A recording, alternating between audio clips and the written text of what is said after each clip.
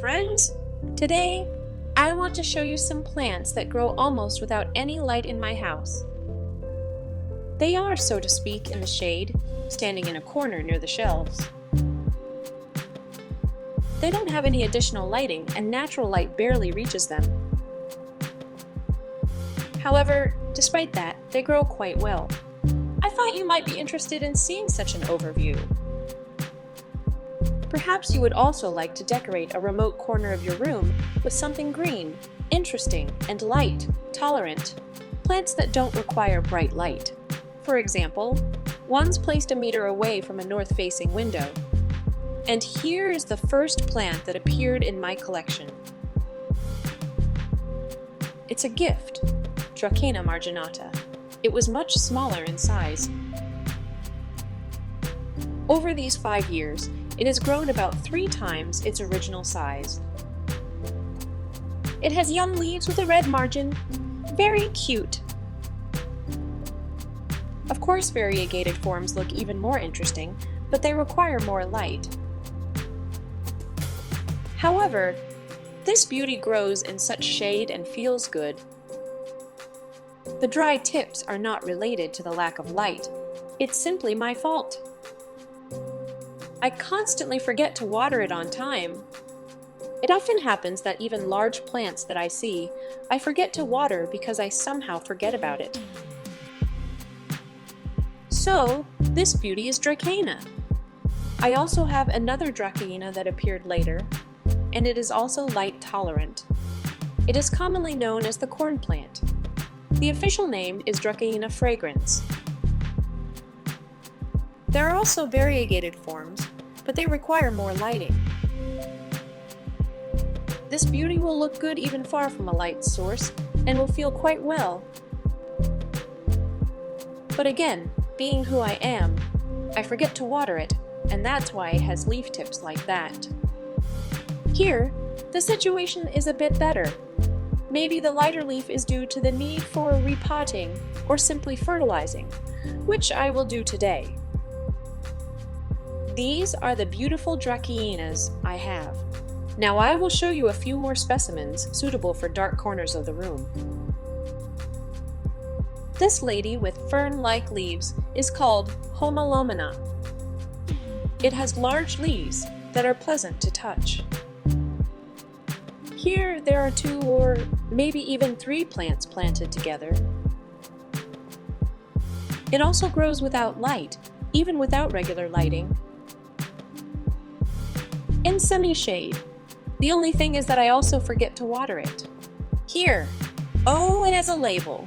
I did repot it, of course, but I kept the same pot. I don't plan to repot it further for now. If I miss watering, it droops its leaves like these ferns. When I water it, it raises its leaves. It's also amusing. This plant is suitable for north-facing windowsills or the back corners of a room, I suppose. Such a beauty. Of course, variegated specimens look more interesting, but for greening, in my opinion, this is ideal. So now I'll show you the next specimen. Here is this philodendron. It's called Imperial Green. It's a baby already from a stump. It was larger before, of course, but it also grew in the shade, just like this stump that has already produced a baby. It also grows in the shade. It grows well and looks striking, even if there's not enough light. These green philodendrons are quite suitable. Now I'll show you another handsome one. This handsome one doesn't even fit into the frame for me. It's Philodendron pin-aphon. It also grows in low light conditions. It stands next to the shelf and receives light from a lamp that is on the shelf. Well, of course it's not bright light, but nevertheless, it grows well. And look at these beautiful leaves. This is a young leaf, still salad. Colored, it will turn green later. Such a handsome one. These green philodendrons, green Dracaenas. It's like an alocasia, you could say, right? I think it's related to alocasia. It's quite suitable. Now I'll show you something else. This green variety of Aglaonema is also suitable. It's Aglaonema cutlass. It grows as a lush bush and produces offsets. However, it definitely lacks sufficient lighting when it comes to variegated plants. But everything is fine here. It feels great. The only thing is, don't forget to water it. When it lacks water, this happens. Well, there's nothing I can do about it. That's how it turned out. They have accepted me as their owner. They still continue to grow. They delight with their little leaves. Such a green mass. Alright, this isn't everything. Let me show you someone else. Oh, I almost forgot about this monster. It's called spleenworts. It's called Asplenium. Maybe it's some kind of Asplenium. But unfortunately, I don't know. Well, it's not really interesting to me. But this spleenworts also grows well in low light conditions. It also needs proper watering, and it will grow and bring you joy. It has beautiful, glossy green, fern-like fronds. You can see that everything is good with the newly unfurling fronds.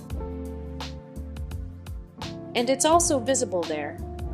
I have 2 such plants planted here. Well, I'm afraid to divide them. They grow together. It also looks very impressive. It grows quite fast and doesn't require bright light. So, such beauties can be part of the collection for owners of north-facing windowsills and in low light conditions. But it's not only green plants that can be grown like this. Now I'll show you someone else with variegation. I could barely untangle it to show you. These are my experimental plants that I purposely grow in shade to see if they will retain or lose their variegation. This one is Philodendron Brazil. Despite everything, it still produces variegated leaves. It's amazing because I thought it would turn green quickly. It doesn't receive any natural light, only side light from the shelf. Yet its leaves continue to grow variegated. Even if one leaf turns green, the next ones are variegated. And the second plant specimen, Scindapsus aureus, also doesn't lose its variegation. So, I also recommend such varieties, like this philodendron and this Scindapsus, for greening dark areas of your home. Of course, their colors will be brighter with natural or bright lighting, but you can use them as climbers, and they will still be beautiful and variegated. Lastly, I want to show you a not so variegated but still decorative plant. This is Syngonium frosted heart. It also ended up in this experiment of mine. It also grows on the upper shelf above the shelf unit and receives very little weak artificial light. And of course, I forget to water it, just like all the others. But its leaves are quite large and look decent. It's fine with me. Such beauty. Why do I constantly mention that I let them dry out? These plants are placed on the upper shelves of the units, and there's a lamp underneath them. The lamp illuminates the unit itself and warms up the pots. Because of that, they dry out very quickly, and I constantly forget about them, so they end up drying out. In general, I highly recommend such plants, even if they are green or not variegated. They will beautifully decorate your dark space and create a cozy atmosphere resembling a jungle. And the best part is, you don't need to spend extra on additional lighting. They will grow and bring you joy. They are so beautiful. They are easy to grow. They are not affected by diseases or pests. It's just wonderful. These are the plants, especially this one. It's simply a monster. In about a year or so, it has grown very large.